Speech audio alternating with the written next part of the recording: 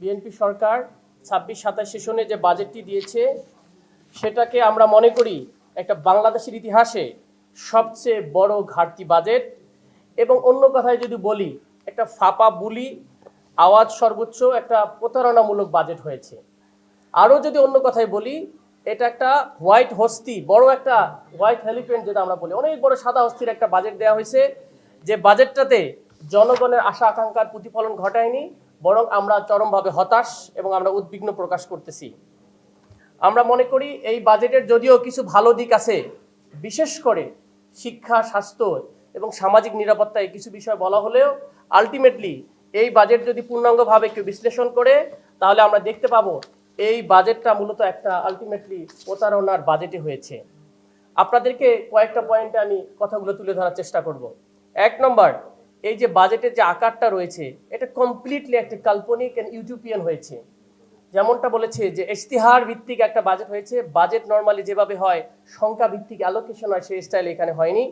এবং এখানে আমার মনে হচ্ছে যে এত বড় বাজেট দিয়েছে ৯,৩৮,০০০ কোটি টাকা। একটা কথা আছে না, যত বড় বাজেট তত বড় নেতাকর্মীদের পকেট ভারী।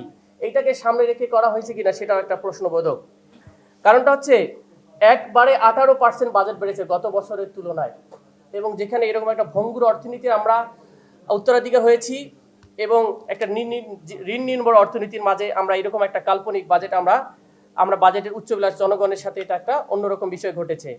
২ নম্বর যেটা দেখি, এই বাজেট তো দিলেন আপনি, বিশাল একটা বাজেট দিলেন, তা বাজেটগুলো আয় করবেন কোথা থেকে সেটা বলতে হবে না ক্লিয়ারলি।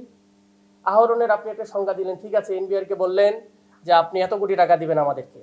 এই এনবিআর কে এন্ট্রিমের সময় যেন স্বচ্ছভাবে জনগণের ন্যায্যভাবে করগুলো আসে, এটার জন্য সংস্কারের প্রস্তাব দেওয়া হয়েছে, কিন্তু ওই সময় কোনোভাবে এটা হলো না। ওয়ার্ল্ড ব্যাংক $500 মিলিয়ন দিয়েছে এটাকে যেন সংস্কার করে আমাদের করটা যথাযথভাবে আসে।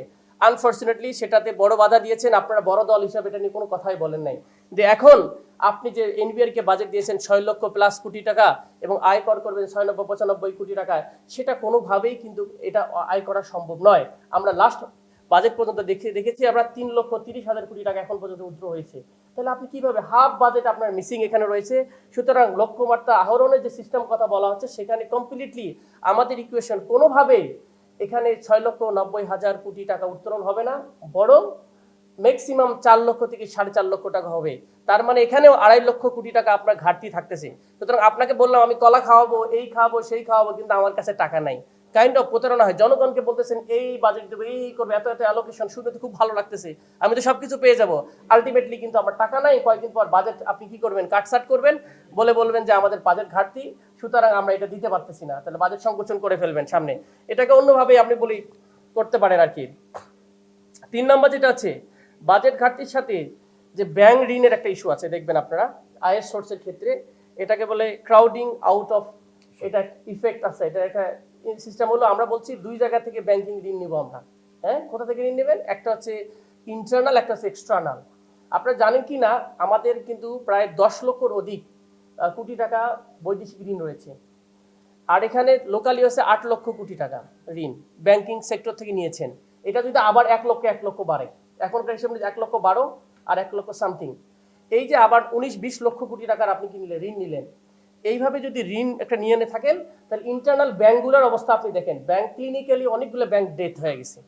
এক্সিম ব্যাংক বলে অনেক বেশ, লাইফ ব্যাংক, সব ব্যাংকে মোটামুটি টাকা নাই, শূন্য অবস্থায়, সংস্কার করেন নাই, বরং ব্যাংক রেজুলেশন করে এস আলমকে দেওয়ার মতো কাজ ঘটেছে।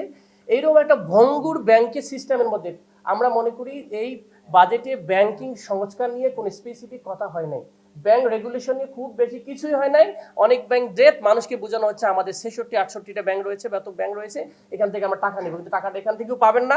তখন আপনার অল্টারনেটিভ অপশন থাকবে আপনি টাকা ছাপানো। টাকা ছাপাইলে আপনি ইনফ্লেশন হবে, কিন্তু আপনি বলছেন আপনি ভ্যাট কমিয়েছি। সুতরাং এই জায়গাটাতেও জনগণের সাথে বোঝা যাচ্ছে যে একটা প্রতারণা সামিল হয়েছে এবং একটা দিক নির্দেশনা খুব বেশি ক্লিয়ারলি আসে নাই।